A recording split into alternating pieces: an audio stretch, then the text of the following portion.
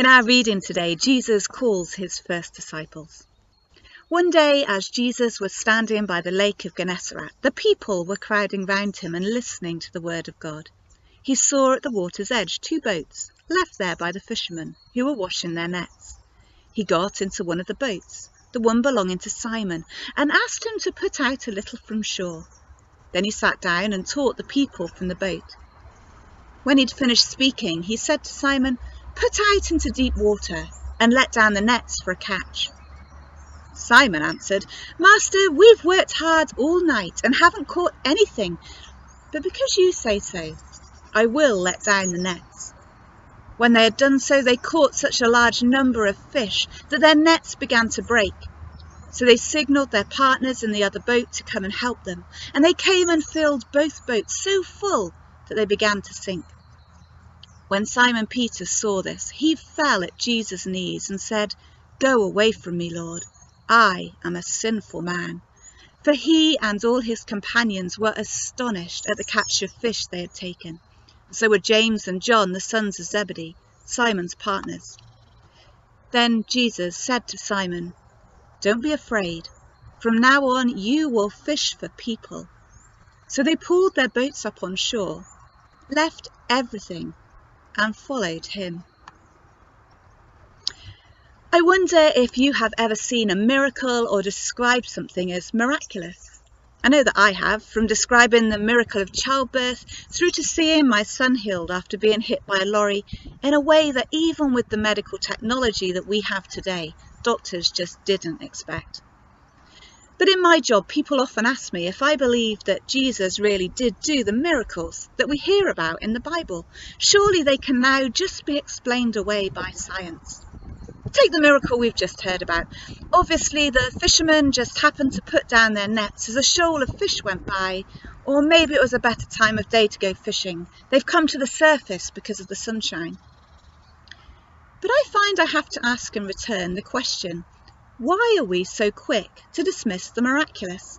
How little faith do we actually have? How big, or possibly I suppose how small, is the God that we believe in? In the story, Jesus is down by the Sea of Galilee and he's teaching the people. There are so many people that maybe he's getting jostled by the crowd and people are struggling to see him. But there on the shore are a couple of fishing boats, with the fishermen sat close by, cleaning their nets after a night fishing. And Jesus asked one of the fishermen, Simon, if he'd put his boat out from the shore, just a little bit, so that Jesus can teach the people more easily. And after he's done that, he asked Simon if he'd put the boat out into deeper water, put his nets down, and go fishing. And Simon, full of faith, says, "Master, we've been fishing all night and we haven't caught anything." How despondent he must have felt that a night's work had just been wasted, and now a stranger, one with the gift of the gab maybe, but still a stranger, is asking to go fishing with him. But of course that isn't actually how Simon finishes his sentence. He carries on, "But as it's you who is asking, I'll give it a go." I'd love to know the tone of voice that Simon is using here. Is he really fired up by Jesus' teaching and he's actually quite pleased about going back out because he's going to spend some extra special one-on-one time with this preacher who's rising to fame in the local area? Maybe actually he's a bit resentful at having to go back out. He is tired and he's grumpy. He is despondent and he just wants to go back to bed. But he actually feels obligated to take Jesus out. Take him out on a bit of a day trip, because just a few days before, Jesus has healed his mother-in-law. But however he answers the question, Simon rows Jesus out further into the lake. The other fishermen, they're still sat there on the shore, they're cleaning their nets. Maybe they laugh a bit as Simon is off for another try at catching some fish. But Simon is committed now, and he drops his nets into the water. And suddenly the nets are full of swarming fish, wriggling and pulling in all directions, so many that the nets might break. The other fishermen have to come and help before Simon loses all those fish. The men are frantically getting the fish into the boats until both of the boats are full to nearly sinking point. An abundance of fish, as the fishermen struggle their way back to shore. And Simon is struck by the complete holiness of the situation. He becomes aware of God's presence there with him in the boat.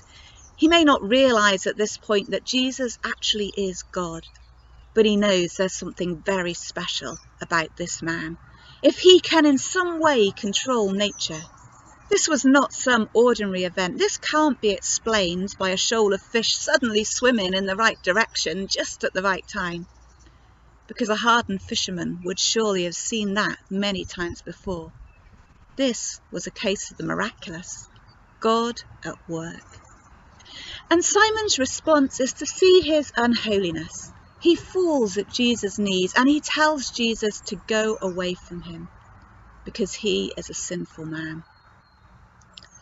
But Jesus is fully accepting of Simon and of all his perceived sinfulness, and he tells him not to be afraid, because Simon is no longer going to be fishing for fish, but for people.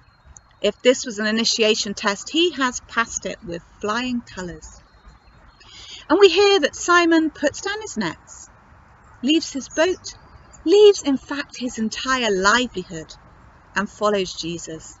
This is the start of the most amazing adventure with Jesus, of seeing miracles, of hearing the most amazing teaching, before becoming the leader of the early church in Jerusalem. All stories that we're going to hear about over the coming year. Are you ready to join in an adventure with Jesus? Because when God is with us, the miraculous can and does happen. We just need to be ready for it.